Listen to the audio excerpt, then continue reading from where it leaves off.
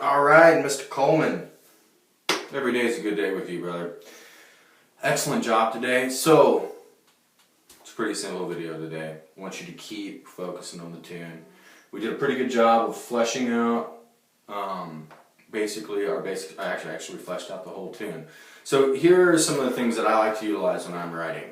The first thing I do is start taking away, especially when it comes to lyrics. And what's going to happen is, as you start to add lyrics, there's going to be things that you can kind of structure off the music, or you can structure the guitar melody off the vocal melody, etc., etc.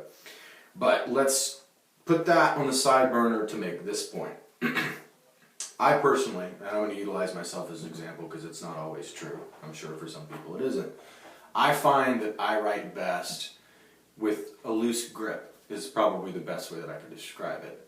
Is the more you try and think and grab and hold and pinpoint that exact idea, or you're trying to create something like, I'm going to create something good, sometimes it makes it even harder to get there. I find that allowing our subconscious mind to kind of take over, if you will, like a dream state. You know, we're in our awake minds when we're awake, and our subconscious minds run wild when we're sleeping.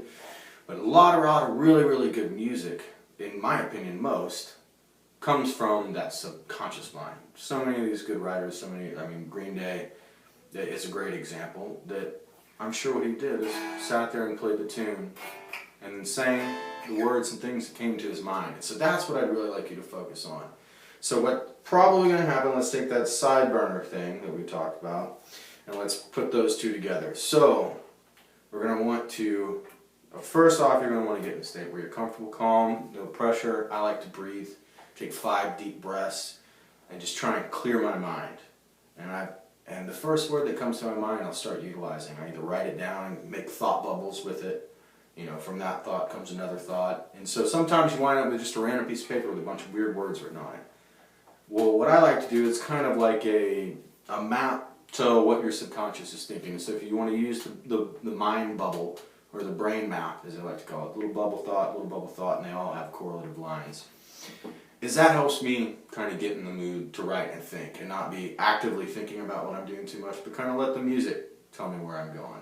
So when you get to that point and you start writing down vocal melody, writing down lyrics, you're going to hit spots where it's hard because you have a good ear and are a good guitar player, that vocally it's going to be challenging, or lyrically it's going to be challenging because there's a lot of movement on the guitar.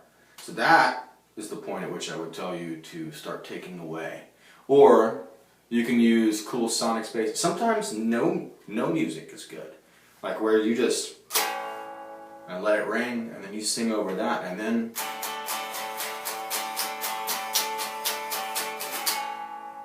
there's all sorts of tricks.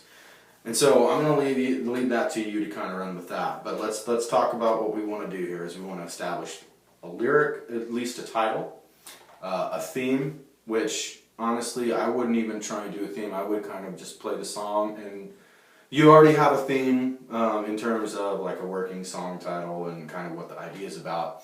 But you could keep that in the back of your mind, and then when you go to the music, kind of let the music tell you what you're doing. Like just hum and sing, and whatever words come to mind, write those down. And oftentimes I find after 30 minutes or an hour of doing so that I've come up with a pretty good motif for a song. So that's what we want you to do, is be working on lyrics, structure, not song structure in terms of guitar, but melodic structure.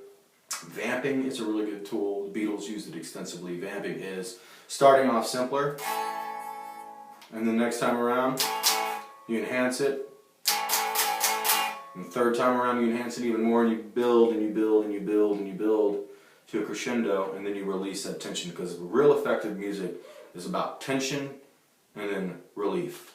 Tension and relief. So that's how we capture people. Excellent job, man. So let's focus. I tell you to do A minor pentatonic, do it backwards. That's the only thing I would tell you, is to get your hand comfortable going in reverse, but really focus on the song. I'd like to keep going down the road that we're going. I see real positive things, and I hope you're enjoying yourself, because I certainly am. So good job, man. Let's start knocking out that song, and we'll see you next week. Good job, though.